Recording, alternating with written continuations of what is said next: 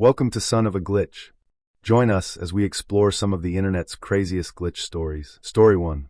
I tell myself it's just the road, the long, stupid ribbon of asphalt that seems to go on forever out here in Sonora, sunlight baking the shoulder into a mirage. But my hands won't stop twisting the tiny rosary against my palm. The beads are smooth from years of the same nervous habit. We left Tucson at dawn, and by dusk the desert had turned copper, the air tasting of metal and heat, like someone had warmed a pan and left it out to steam. My sister, Lydia, hums an old ranchera under her breath and drives with one knee propped on the console. She's older by 2 years and always acts like she knows more about everything. Tonight she's playing DJ, and I'm the passenger with the phone and the map. We're talking about nothing: school, the stupid way Dad fixes the truck, 2 jokes about Abuela's cooking, when the car behind us jerks to the shoulder. I watch it slide off the road, headlights blinking, and Lydia says, "Que es lo ofrece," like it's nothing. The phone jumps, the AUX pops out with a little mechanical sound I feel in my teeth, and some bright, obnoxious ad starts blasting through the speakers about a cleaning product that makes your sink gleam like new. The jingle is stupidly catchy.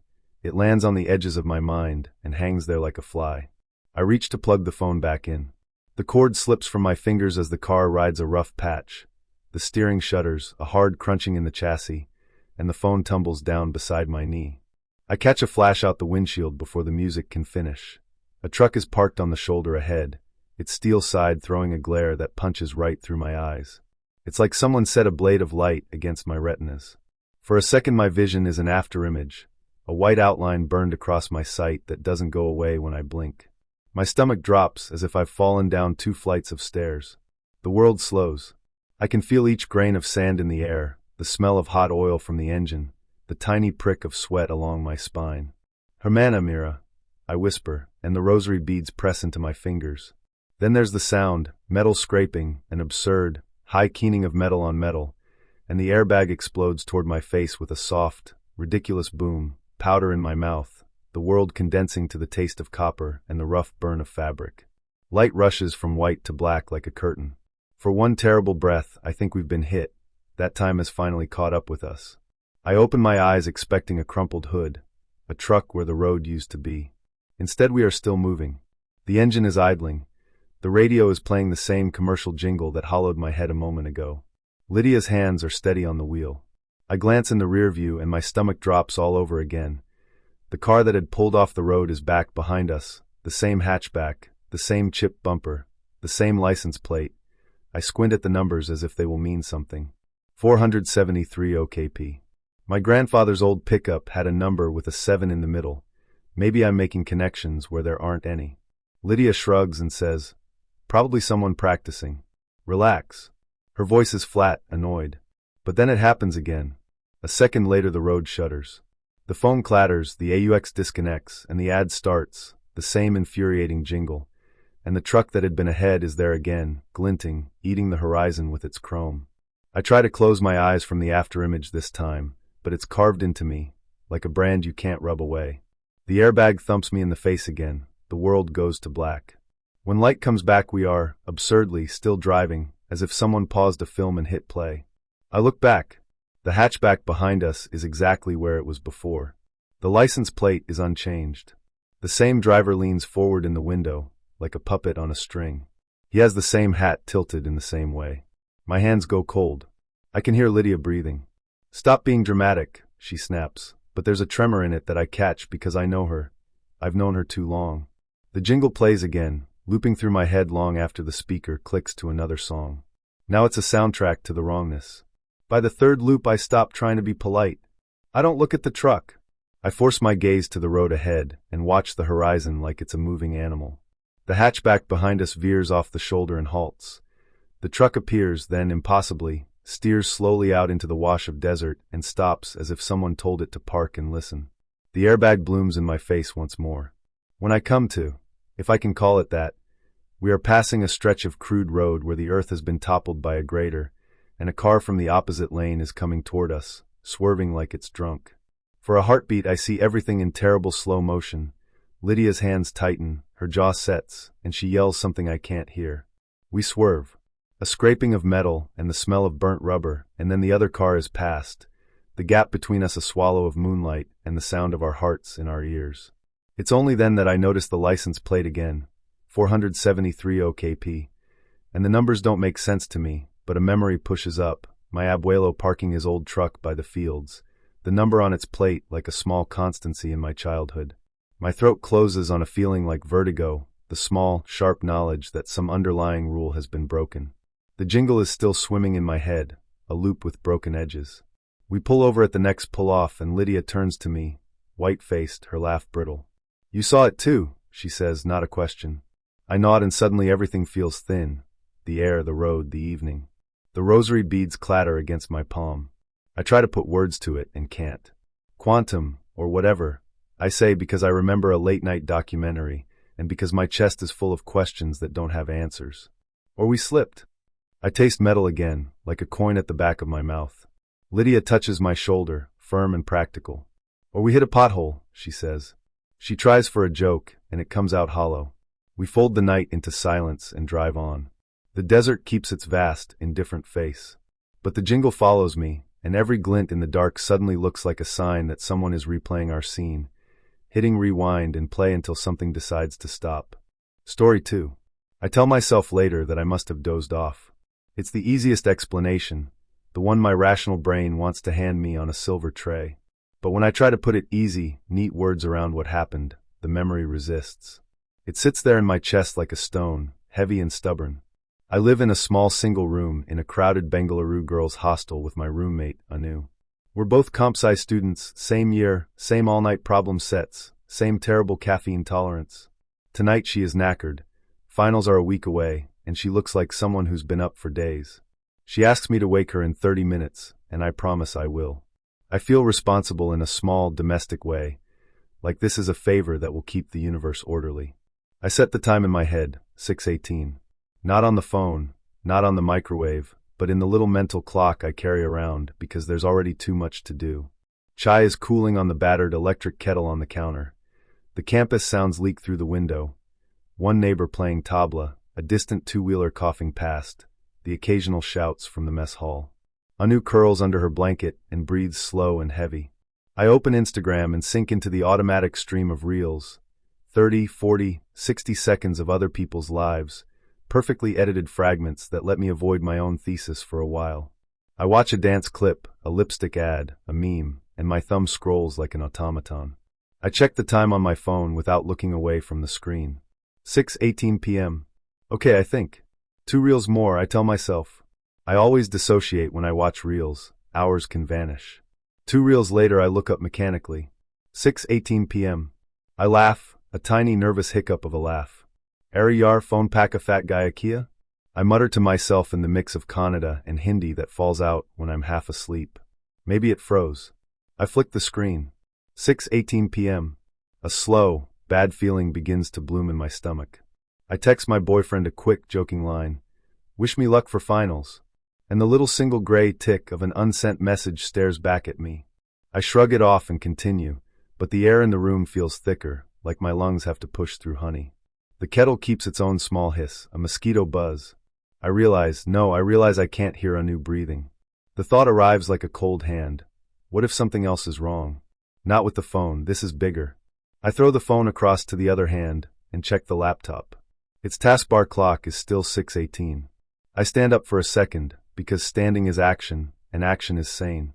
The floor under my feet is the same cheap laminate it always is. The light from the bulb is the same dim yellow.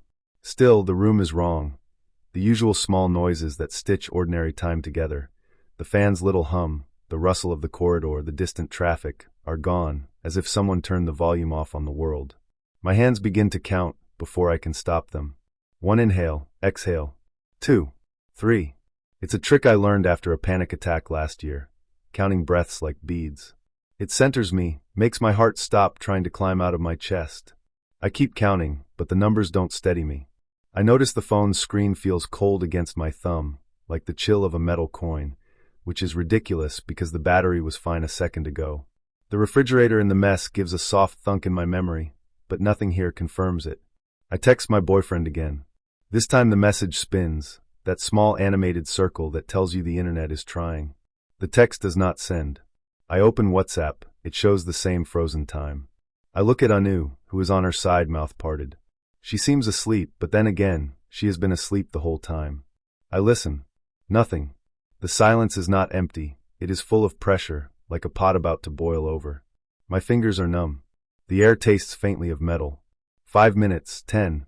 My internal clock is unreliable, and I cannot trust it now. My phone is a shrine to stasis. Same app, same screen, the same tiny icon for the battery. I think of that day at the fair when I was 6. I remember getting separated from my mother near the bumper cars. The panic that made every sound seem too loud, and the way time stretched like taffy until it snapped back. The memory is ridiculous and precise. I clutch the rosary in my pocket, unconscious of why I even have it anymore. Little rituals anchor me, even if I don't believe they should. Then, like someone reopening a sluice, the room coughs back to life. Sound pours in all at once, too much and messy. The kettles hiss and the whine of a scooter coalesce into a single blob of noise that slams into me, like someone turned the world's sound from 0 to 100 in a fraction of a second. My phone vibrates violently, and a dozen little notification tones explode. Messages, snaps, memes, a missed call. The laptop clock jumps 3 minutes at once. 6:23 p.m. The message I sent earlier to my boyfriend suddenly shows 2 blue ticks, and an ear-splitting ping announces a voicemail. My skin prickles like someone is watching me. Anu blinks awake to the phone's ringing and sits up slowly. Her hair is a halo around her face, confused sleep still in the edges of her eyes. She looks at me the way a person looks at a stranger who has been standing in their room for a long time. "Wait, you're here," she says, voice thick. Her confusion is a mirror to the one I feel in the core of my chest. The simplest, most ordinary thing, her saying the words, feels like proof that something happened and then didn't. She leans over to check her phone, scrolling through missed notifications, and says, "I must have slept longer than I thought." She sounds unconcerned. I don't have the courage to tell her the truth because I don't have the words for it. Later, alone under the mosquito net, I replay it in the dry light of analysis. Maybe it was a software freeze, a network hiccup, a bizarre synchrony of devices. Maybe that's all. But my memory clings to the way the silence pressed against my ears, the cold of the phone as if time had left an imprint, and the rubbery, canned way the world snapped back with every sound pitched too high. The fair, the counting breaths, the rosary, those private talismans are still there, arranged like sentries. The next day, walking to lab, a scooter horn cuts through the morning like a sharp punctuation. I glance at my phone, and the time reads 10:02. The campus is its usual clattering, a million small clocks ticking. But every time I close my eyes, the silence comes back, not the absolute dryness of it, but the memory of not being heard. I whisper to myself, a little joke in English, so only my mouth knows the texture of it. "Ari yar, kia ho raha the waki main?" What the hell did happen? I ask the empty air. The only answer I can feel is the slow steady in my chest. Breathe. Count. Go on. Story 1. My sister and I were driving behind a pickup truck on a 2-lane road. I remember thinking it looked like Trevor's truck from GTA 5, Random Habit. He's my favorite character. The truck came to a slow down to turn left, blinker on, and about halfway through there was what sounded like a giant explosion. We thought a tire must have popped. My car got hit by some debris, so we pulled over to wait for cops. While waiting, my sister observed the scene and said she thought it was a hit and run because the red truck was nowhere to be seen. Cops came to our car eventually and told us the truck had hit a motorcycle. This part also confuses me because I'm a pretty attentive driver and never heard or saw a motorcycle until the crash, but I can accept that maybe I just missed it. The really confusing part is when my sister curiously asked the cop if the driver of the truck was still here, and he said yes and pointed to a navy blue pickup truck. Same exact model, just blue. Both me and my sister were pretty confused, but we just gave our statement and moved on. However, I still think about it. Has anyone else ever experienced anything like this? Did we both hallucinate the color? Story 2. I'm a writer, small-time, stubborn, the sort who treats tattered paperbacks like reliquaries. My copy of Stephen King's On Writing is older than most of my friendships. I bought it in college, the spine broken in a way that makes it fit my hand like a familiar joke. I never write in my books. It's a rule I picked up somewhere between cheap apartments and late-night drafts. Marginalia feels like sacrilege, like annotating a sacred space. Yesterday evening I was texting a friend, an old workshop buddy who still enjoys arguing about commas at 1 a.m., and we got into a discussion about craft, habits, and the stupid little lines that kick you awake at 3 a.m. I quoted something from On Writing, but my memory was fuzzy on the phrasing. Instead of admitting defeat, I walked to the bookshelf, pulled the book down, and found the page. The margins were blank, the paper soft from years of thumbs. I read the paragraph twice, muttered the line into my phone, and left the book open on the coffee table. I went to the kitchen to get a drink. It's a tiny walk, 20 steps, if you count the deeder for the recycling bin. I was gone maybe 90 seconds. 90 seconds is nothing. 90 seconds is the time it takes to put a kettle on, or to rehearse an opening sentence in your head. When I came back, the book was gone. Not misplaced on the shelf, not flopped on the rug, not shoved under the couch where everything goes to die. The apartment is small enough that gone really means gone. I live alone. I turned the place inside out like I was trying to find a missing cat. Cushions stripped, magazines upended, a careful excavation under the couch cushions that yielded nothing but lint and an old grocery list. The windows were locked from the inside. The deadbolt clicked. No one had come in. No one had been here. Frustration curdled into something thinner and sharper. I told myself I'd been careless, that maybe I'd put it on the kitchen counter. I told myself it would turn up in a calm, boring place. To clear my head and my hands, I left for a walk.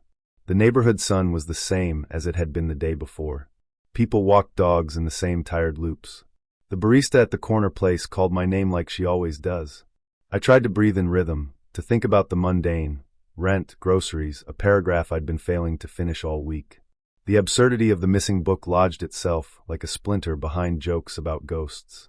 An hour later I came back. The living room looked like it always does.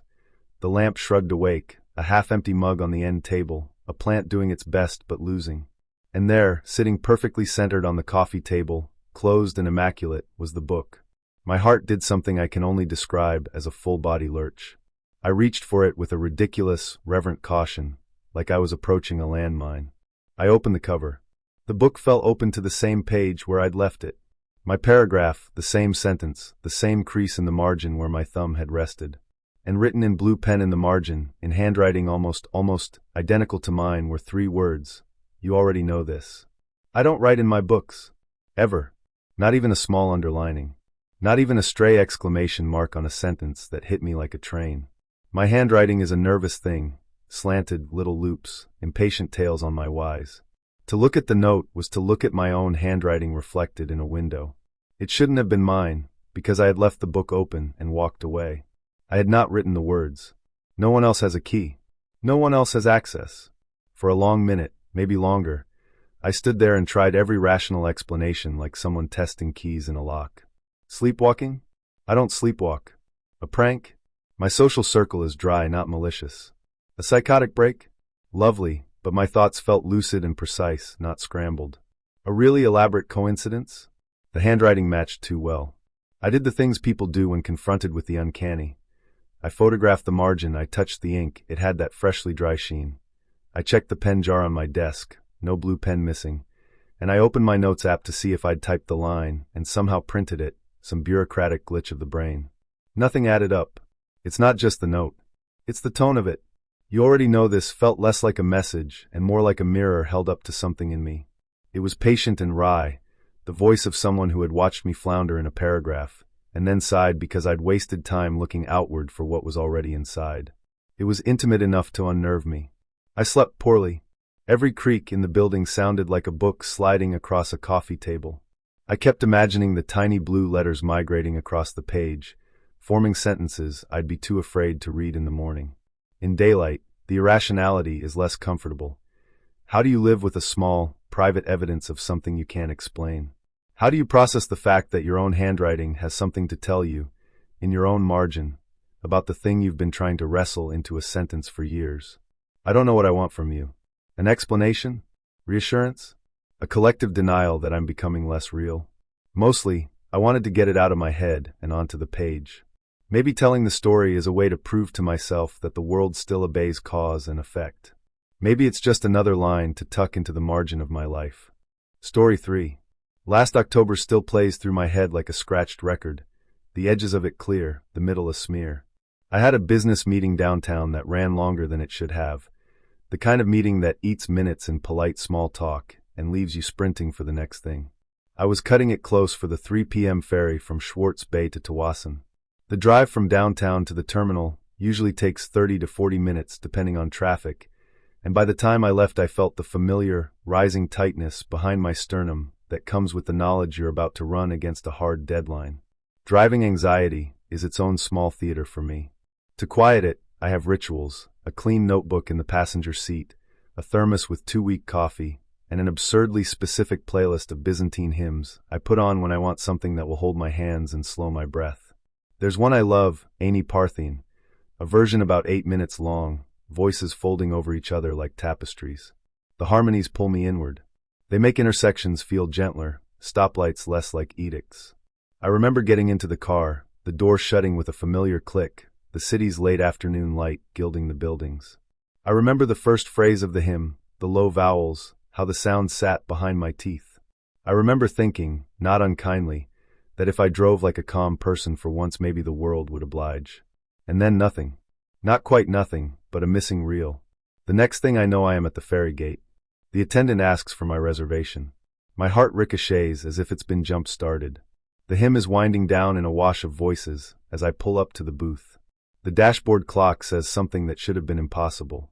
I have no memory of the drive. No recollection of merging onto the highway, of braking for the stretch where the road narrows, of calculating the gaps between semis. All the stuff of driving that usually fills my head the whole way. It felt like I blinked and was there. When you tell friends, they say things like highway hypnosis or autopilot. Other people say time slip with a theatrical shrug, the sort of shrug that places you somewhere between mystic and mad. I tried to inventory rational explanations right there in the parking lane. I hadn't fallen asleep. I'm not that tired. I wasn't on my phone. The playlist was on. I could still hear the last choral phrase as if the universe had kept the soundtrack for me. The distance between downtown and Schwartz Bay simply could not be collapsed into 10 minutes under any legal speed limit I could possibly have observed. Yet my conscious mind provided no footage of the route, only the opening and closing frames. I am used to being in my head. That's the nature of being a writer. I narrate in real time, soundtrack the mundane with voices and adjectives. Maybe that's why this absence stings. A writer without narrative is like a painter without color. For a terrifying 10-minute stretch, my interior voice had gone quiet. After the meeting, over the slow churn of the ferry and the fog of coffee, I tried to piece myself back together. I replayed the hymn in my mind, the way the altos held a note that seemed to bend time, the percussion of vowels that could have acted as a metronome for a brain wanting to skip. Was it the music? Was the ritual so effective at soothing my anxiety that my body drove on constellations, operated by muscle memory and the deep map of routes I've taken thousands of times? Or was something stranger happening, a brief dissociative drift where my conscious self unclipped from sensorium to protect me from the stress? You don't have to be dramatic to be unsettled. The practicalities keep edging in. What if I'm losing something I didn't know I could lose, like the steady thread between intention and action? What about sleep? Stress? Medication? Hormones? The mind is a ledger of small things that add up to big differences. Or maybe it was just a piece of ordinary human fallibility dressed up in spiritual robes because I had ritual music on and a deadline in the periphery. I told a few people and listened to their versions of the story. The skeptic in me liked highway hypnosis and autopilot brain. The other part of me, the part that keeps an eye on the uncanny, liked the poetry of it, arriving as if exhaled into place, the hymn a gentle bridge the way some people find in prayer. Neither explanation felt complete. Since then I've started paying attention to the small redundancies in my life. How often I take the same lanes, the comfort of a familiar radio cue, the times my hands seem to know the steering wheel better than my thoughts do. I've also started leaving more white space in my schedule, the tiny buffer that would make being 10 minutes late an annoyance instead of an existential question. Has anyone else had time do this, collapse, skip, wink out, and then come back as if nothing happened? I think yes. I think we all occasionally find ourselves as passengers in our own lives. But that day, the hymn and the missing minutes left a tiny, persistent unease, a reminder that even the most ordinary routines can harbor small mysteries. And for a writer, that's the sort of thing you tuck into the pocket of a story and keep checking, like a found coin that might tell you where you've been. Story 4. Back then I was itinerant by design, backpacking, sleeping in scrappy campsites, hitching rides and staying in the woods until I ran out of patience with the quiet. I found myself on Maui for about a month and a half, which felt like the exact amount of time you can ask of an island before it asks something back. January was wet and green, evenings thick with humidity and the kind of darkness that eats the horizon whole. I was camped out on a ridge outside a small town, the tent half smothered by ferns. The bus, always late and always the same tired bus, was my lifeline back to civilization when I wanted to resupply or just sit under fluorescent light for an hour and read. This was one of those pitch-black evenings. The island had already folded itself into a velvet cloak, and the jungle around the stop smelled of damp leaves and someone else's dinner. I got on and found a seat by the window. The bus's interior lights hummed and stung. They were the wrong kind of white, the fluorescent that flattens skin and thoughts alike. I could see my reflection in the glass, ghosted and tired, a camper in a hoodie with a backpack full of stories I hadn't yet sorted. At one stop a man climbed aboard. He had that classic deadhead look, older, soft-faced, a kind of permanent smile like he'd permanently misplaced a worry. He was wearing a Grateful Dead tee with the Bears, the colors a little faded but still absurdly cheerful. He moved with an easy, casual shamble, carrying a messenger bag that looked like it had been on tour since 1974. I glanced at him and then turned my attention back to the window. I was lost in other thoughts and the island's low, patient rhythm. The bus stopped again. For a moment I was elsewhere, thinking of where I'd pitched the tent that night, whether the grocery store would have the tuna I liked, whether the next stretch of trail would be muddy. Then, out of habit, I looked up. The same man was stepping onto the bus through the front door. Weird, I thought, and let it slide. Maybe he'd missed his stop earlier and had to double back. A little while later, when the bus stopped and I glanced up again, there he was, same shirt, same patient smile, same nonchalant gait, climbing in through the same front entrance. By the third or fourth time it happened, the weirdness stopped being funny and started being small and precise, like the edge of a paper cut. My first sensible theory was something like prankster energy, a guy running to the next stop and hopping back on, like a performance. But this was Maui, not a college campus, and the distances between stops didn't add up to a sprint-able prank. He never seemed out of breath. If anything, he appeared to be existing in a gentler time signature than the rest of us, arriving each time as if he'd been waiting just out of frame, like someone stepping through a curtain. I watched him with the half-curiosity and half-resignation of someone who has been traveling on small budgets for too long. There were other people on the bus, locals and a couple of other travelers, and they didn't register him the way I did. He didn't make a spectacle. He didn't laugh or wink or indulge my observation. He simply sat down or stood or leaned on the pole, and the bus moved on. There are details that stubbornly stick with me. The fluorescent light giving his shirt a ghostly glow, the way the bus smelled like rubber and coconut-scented shampoo, the faint clink of a bus chain on a pause, the murmur of other passengers saying ordinary things. He had a small scar on his left knuckle that looked like a life story in miniature, and he kept tucking a stray curl under his ear with the same absent movement as if marking time. Once, when the bus stopped and I looked up, he'd be boarding. The next stop, boarding again. The exit would have been behind me, so I never saw him leave. I was neither brave nor impolite enough to follow, and frankly I was tired and preoccupied with the small, practical tasks travel demands. I never saw another copy of him. The bus didn't accumulate a parade of deadheads. There was just this one man recapitulating his entrance in a way that unsettled the map of normalcy in me. I half-formed a dozen explanations. Maybe he had a loop of errands and lived near the route, getting off and making a tiny circuit on foot between stops. Maybe the island's topography allowed him to dash across a side street and make it back before breath showed. Maybe he had companions waiting just off-screen, playing a gentle joke. Maybe, and here the mind opens up to the deliciously ridiculous, there was a kind of glitch in the night where the same soul was drawn to the same portal, stepping through as if the bus were a doorway and he, some patient pilgrim, kept finding it. Story 5. I left the house at 5 a.m., half asleep and clavicle deep in autopilot, keys, bag, coffee-stiffened brain. The day stretched and blurred, meetings, errands, the usual fluorescent-lit hustle, and I didn't get home until 8 p.m. It was dark when I opened the door, the apartment smelling like the faint lemon of dish soap and something I'd left simmering in the morning.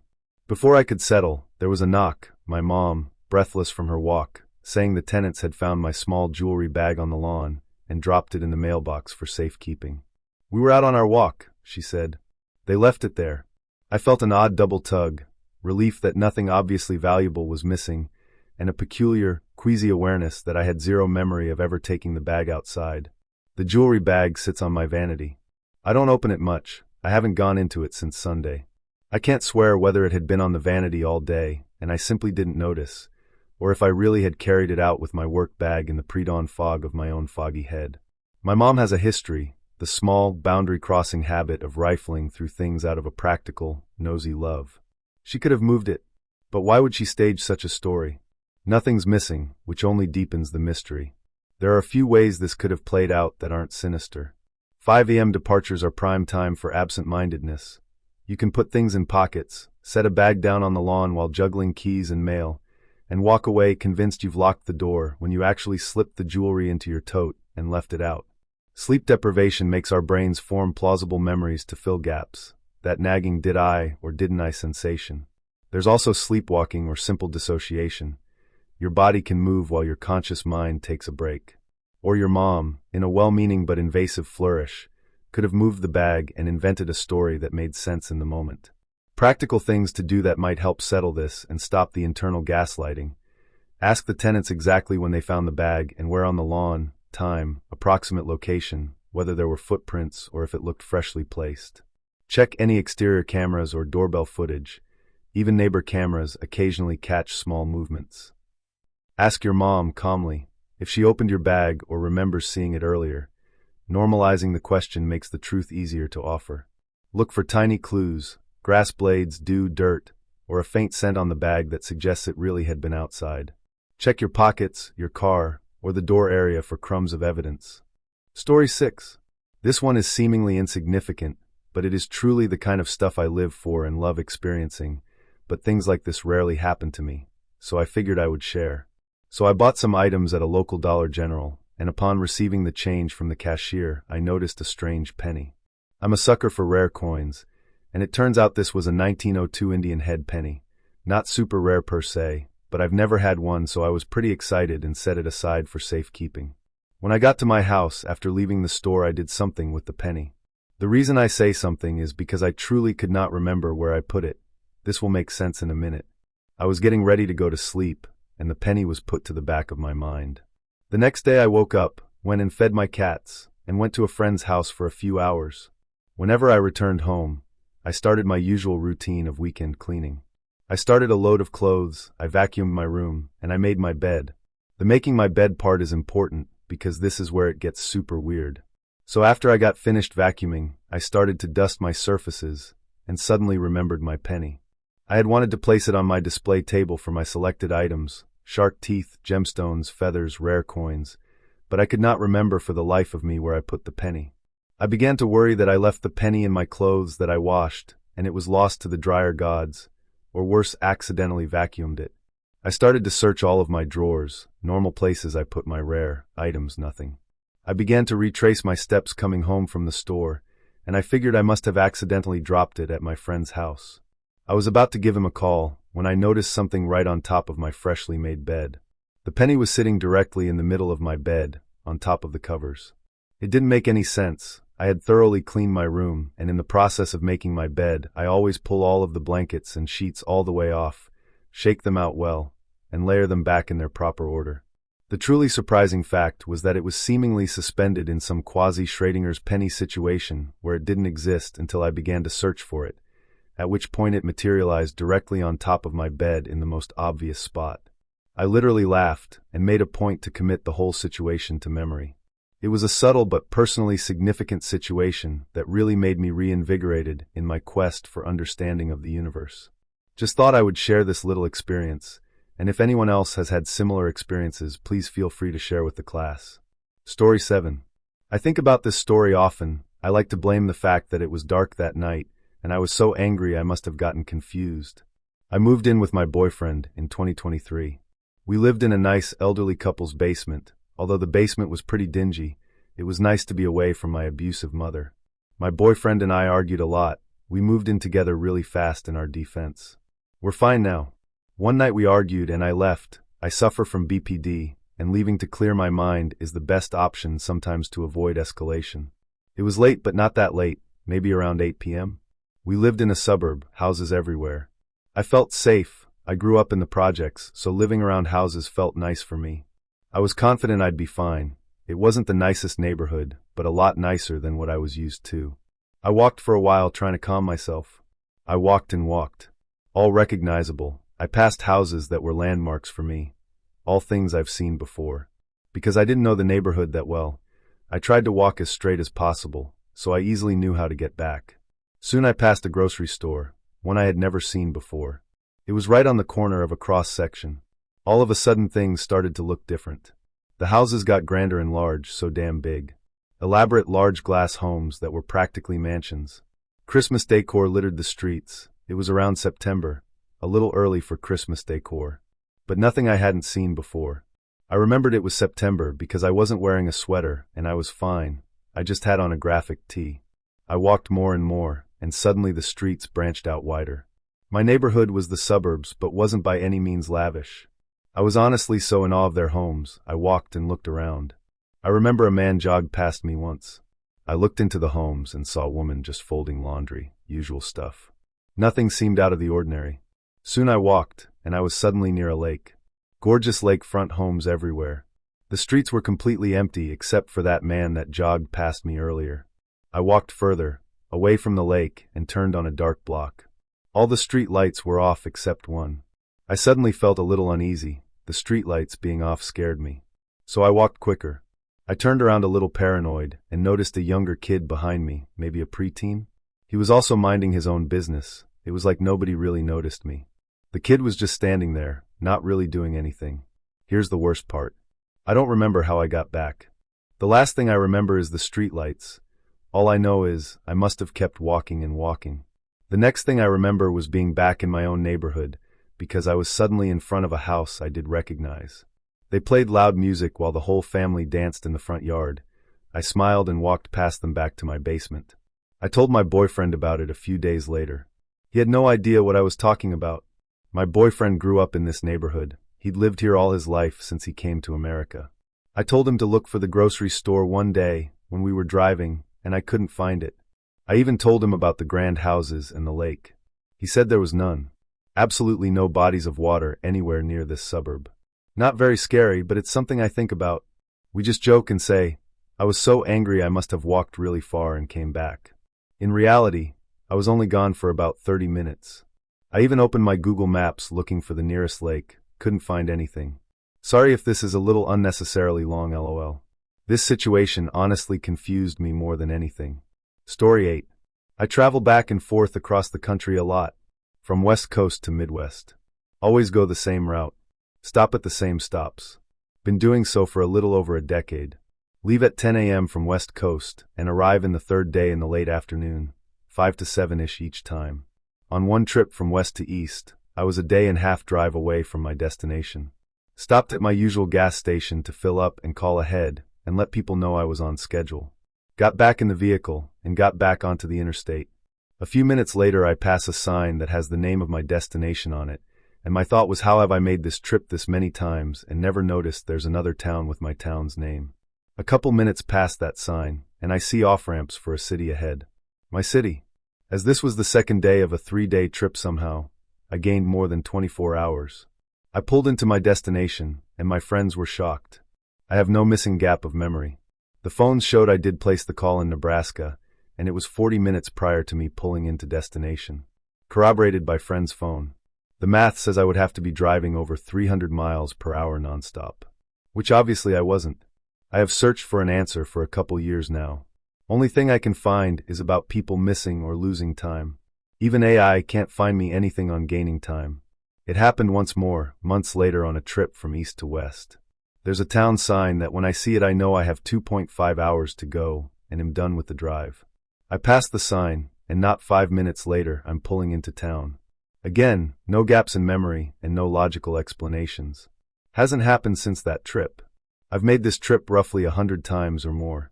These instances are not the only illogical or improbable or impossible things I've witnessed. Hoping that someone has seen or heard of this before.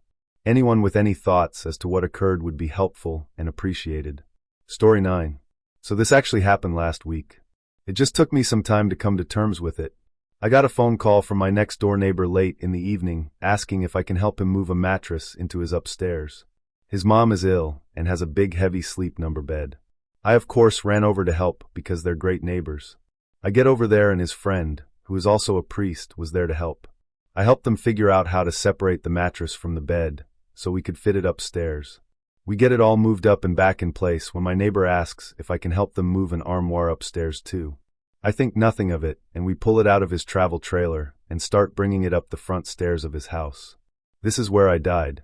The front stairs are 11 steps. I was on the lower end of the armoire about 6 steps up when my neighbor and his friend lose a handle on the armoire, and it comes crashing down on me, and I fall backwards towards the pavement.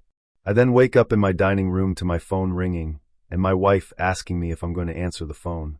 It's my neighbor asking me if I can help move a bed upstairs for his mom. I go over there and meet his priest friend again, as this has been the first time I met him. I say I can help with the bed, but I cannot help with the armoire. My neighbor was like, "How'd you know about the armoire?" I then proceeded to tell them, I'm pretty sure I just died. I spent the next hour talking with the priest. He had so many questions. My neighbor didn't believe it until I described the upstairs bedroom in perfect detail down to the metal mattress frame on the floor and the intricate headboard leaning against the wall, and I had never been upstairs in their house before. The priest asked me what I saw after I died. I told him I never actually died. Before it happened, I woke up at my dining room table. Story 10. For a few weeks before this, while out driving, I've observed pedestrians standing at the traffic lights who will reach into their pocket and look at their phone as they're walking across the road when the light goes green. Nothing significant or strange about this, just one of those mundane things you notice while going about your day. Today I was driving with my daughter, and we stopped at a red light at a crossing, and there was a man standing there. Nothing out of the ordinary, denim jacket, black cap, glasses, around 6 square feet. I thought I'd try to weird out my young daughter. She's 5, so I knew I was going to blow her damn mind. So I said, "See that man? When the walking man goes green, and he starts to walk across, he'll reach into his pocket and pull out his phone and start looking at it. Watch and see." As he walks across, he reaches into his pocket, but then immediately takes his hand out and looks and points right at me with his mouth open, smiling like a gotcha stance. Of course my daughter found this absolutely hilarious, and I sat there completely mind blown. I must have sat there in silence looking at him walk across for the next 10 seconds. I drove on and had a look at him as I drove past, and he was smirking/laughing. I've been playing it through my head all day. The windows were up. The radio was on. I wasn't shouting. My voice was not even remotely raised. He must have been about 15 to 20 feet away from me. I can't figure out at all how he could have heard me. It's literally impossible. How did he know I was trying to predict he'd reach into his pocket for his phone? The only even remote possibility I can think of is that he has had the same observation as me and thought I might be thinking the same thing, so just went for it. But realistically, what are even the chances of this?